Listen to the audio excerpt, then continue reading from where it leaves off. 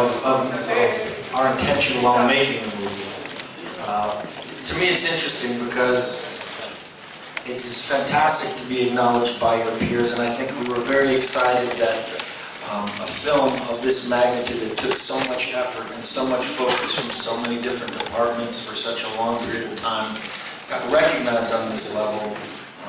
Our cinematographer, our supporting actors, all the different departments who really went the extra mile. That certainly feels amazing. It's ultimately not why you do these films. You do these films because you want to make a great piece of art.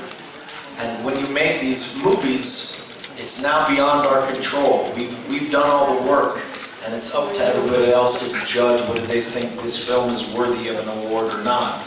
So there's actually tranquility that you have about the whole process. It's in other people's hands now. But I truly believe that what Alejandro and Chivo have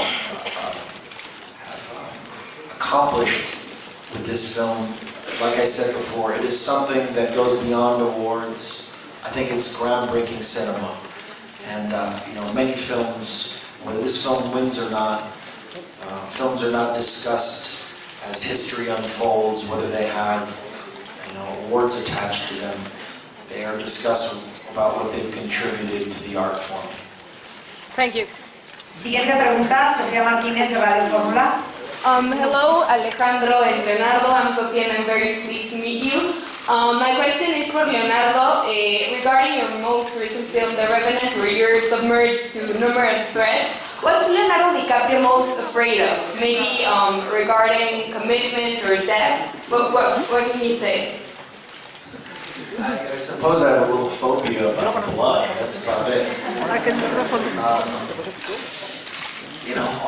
I suppose all the normal things that we're all afraid of. Absolutely. I mean, life is very interesting, and I think that it could be different things at different times, certainly.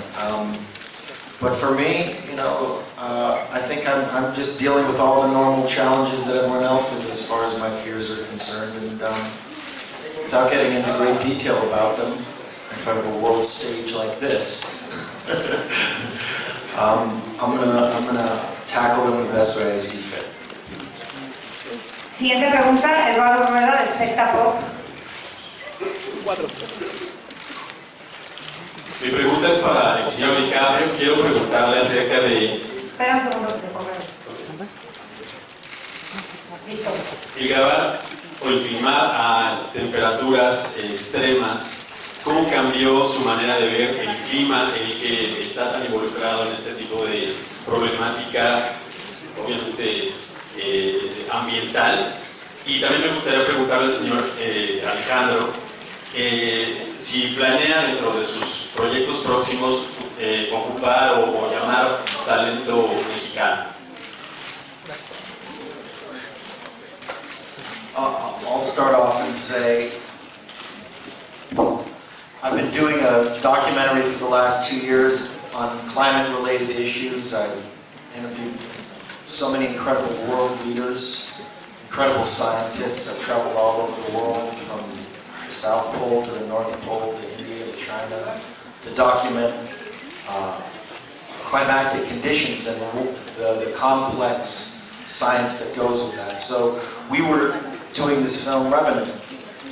The irony is we went into the natural world, and it was almost, a journey to see what nature said to us in a lot of ways, to have nature speak to us as filmmakers. And the irony was we shot in a situation where the weather was constantly changing around us in radical directions.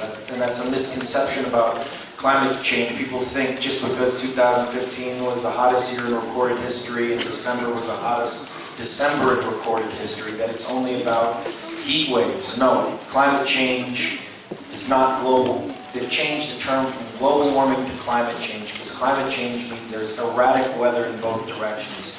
It could be incredibly freezing or incredibly hot. Now, we've created this with our modern society, and now, we're reaping the consequences. The problem is that we're still in a situation, certainly in the United States, where we have climate deniers, even though 99% of the scientific community has come out saying that it's absolutely a fact that man is contributing to climate change. We've recently had a major turning point in Paris, where finally the world has taken this issue seriously and made concrete steps to inhibit the amount of carbon emitted into the atmosphere. And we can only hope for the best. This is going to be the most complex problem that all of mankind has ever taken on. And for me, doing these two films, both a documentary about climate change, seeing extreme weather patterns where our entire crew had to go to the southern tip of Argentina just to find snow, was incredibly eye-opening. And doing a film about climate change simultaneously really opened my eyes to how severe this problem is and how fast it's happening, faster than any scientific predictions were 15 years ago. The melting of Greenland, the Arctic, these places are melting much faster, and it's one of the most scary, daunting problems that we've ever faced as a world community. And the only thing I have to say is this is going to involve the evolution of our species to tackle this problem, and I hope we do it in time.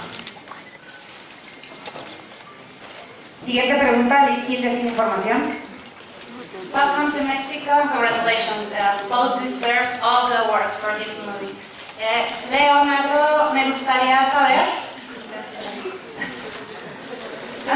No problem. Okay. Me gustaría saber si después de haber filmado bajo esas temperaturas, haber mal comido, haber tenido que comer carne cruda, haber dormido en un caballo, haberte metido en aguas heladas, no sé, este proceso que fue para ti ponerte todas esas prótesis durante horas día a día, ¿volverías a trabajar con Iñarritu? Y Alejandro, me gustaría saber cómo fue que contactaste a Craig Falcon, a Clay Lowry, a Lauren Yellowbird y a Forrest para asesorar esta película.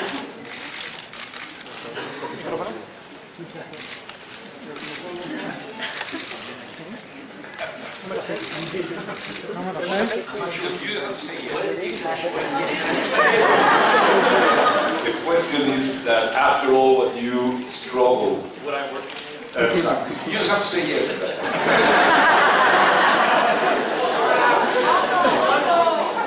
No, absolutely. Look, much has been talked about with this film of the extreme conditions that we worked in, but you know, what you want as an audience is authenticity. That's what I want too when I watch a film. And that means, you know, we're so desensitized from a CGI world where everything is created in an animation room, and we don't experience tactile, visceral imagery anymore, natural lighting.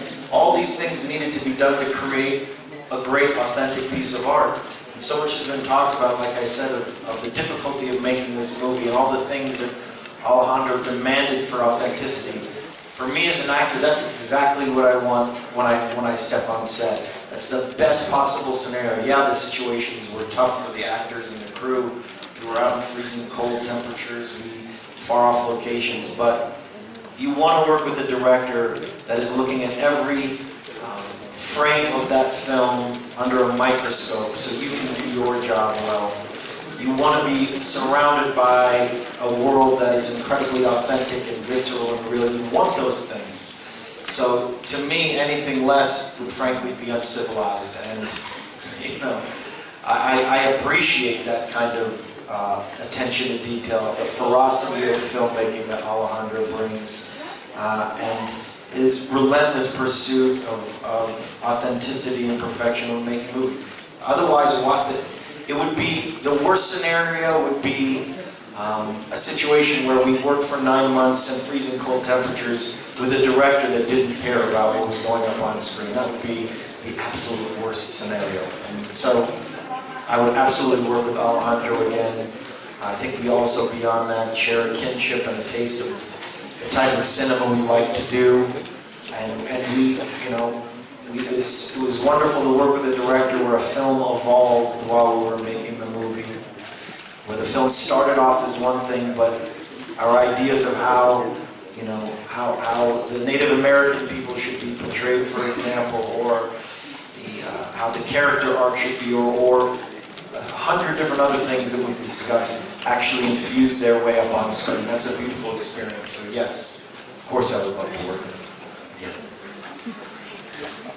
Siguiente pregunta, Gilberto Brenis, de RIC 102.